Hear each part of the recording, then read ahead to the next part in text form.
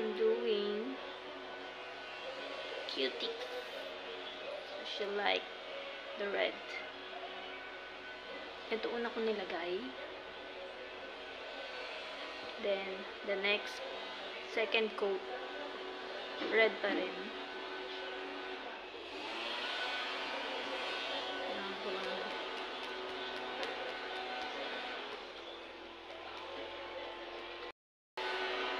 Pasensya na sa maingay na tunog.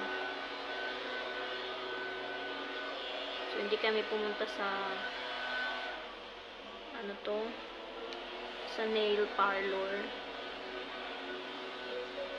So, masyadong malayo.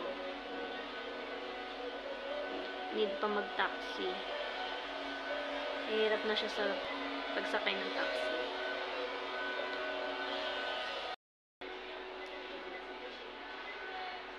Medyo maingay sa labas kasi pagka every Sunday talaga may ganyan. Naglilinis ng park, ng garden nila.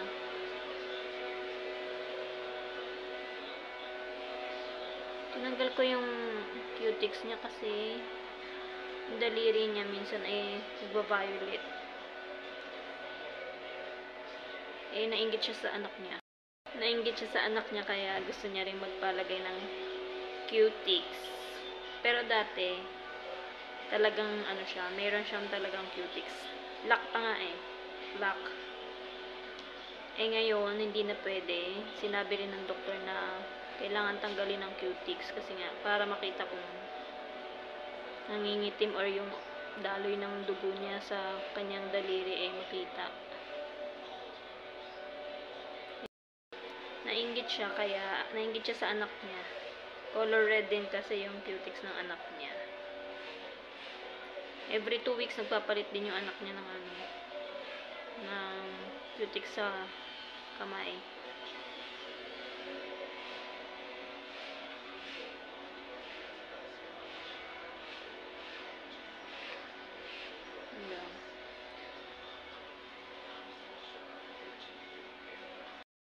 Medyo nahirapan ako dito sa kanyang malaking sa thumb niya. Kasi hindi niya kayang aray kasata. Nahirapan ako. Okay.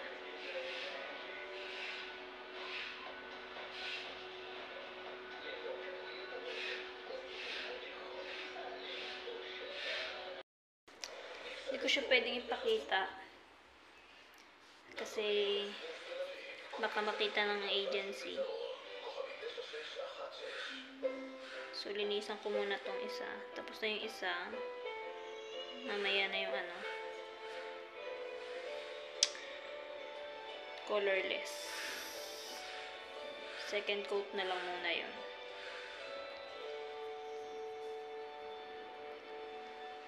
Misilip yung mukha niya. Ega.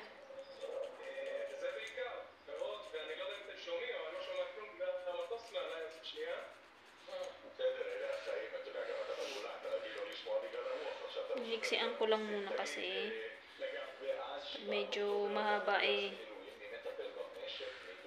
minsan kaya nakakalmot niya ako pag humawak pa naman sa akin.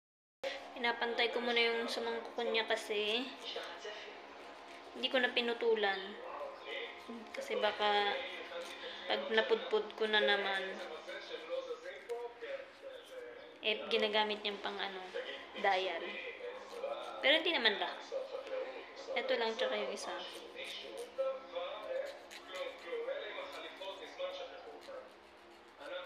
Ililiha ko lang. Aanahin ko na siya ng unang coat.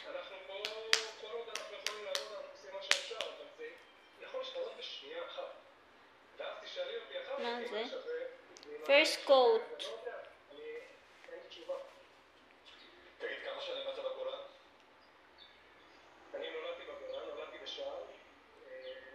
Ay,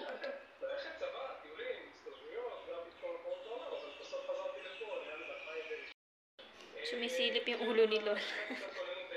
Kasi siya pwedeng, makita.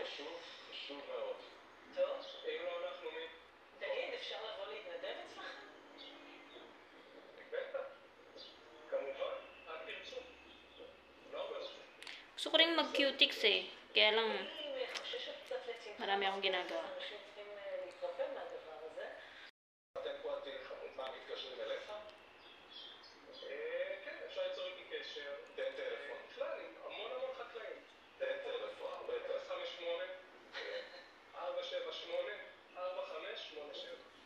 טוב, נשים אותו על המסך 05847845887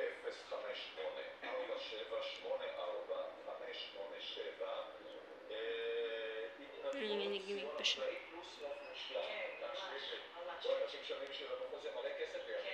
Dito ko nahirapan sa may niya, thumb niya. Hindi. Hindi niya kayang ganun. Ito yung mga ganito paglagay ko.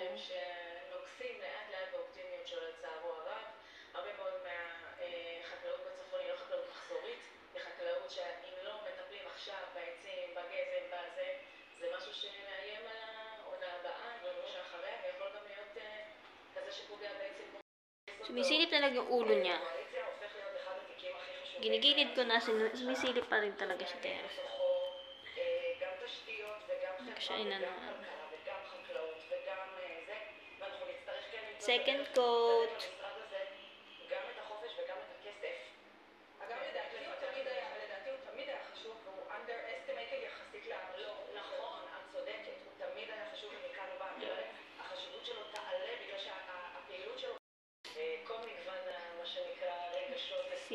Silip ka pa dyan, ah.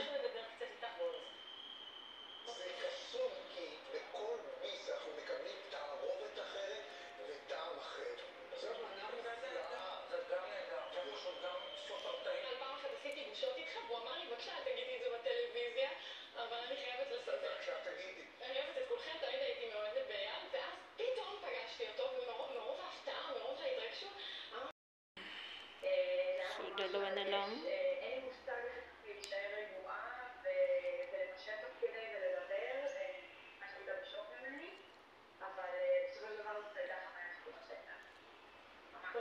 שיתפת, מה שנקרא, היית מאוד ככה פתוחה וכנה, ושיתפת שעברת שנה לא פשוטה ברמה הרגשית ונפשית, שבמידה מסוימת בתמיכה של משפחה חזרת למטבח, חזרת לבשל, וזה כמו... Ayan, tapos na siya. Oy, nakita si Lola. Tapos na siya. Tapos yung sa kabila. Ayan. Sa kabila niya. Asa na? Ayan. Pinapatuyo ko lang yan. Kasi lalagyan ko siya ng colorless.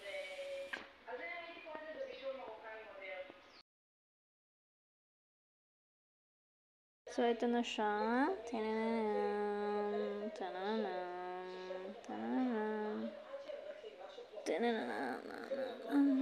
Sabi ko, wag mo na siyang ididikit niya. Wag niyo muna ididikit. Ayan. Alam mo yung niya, parang butiki. Katawan ng butiki. Kitang-kita na yung kanyang mga ugat-ugat. So, ayan na siya.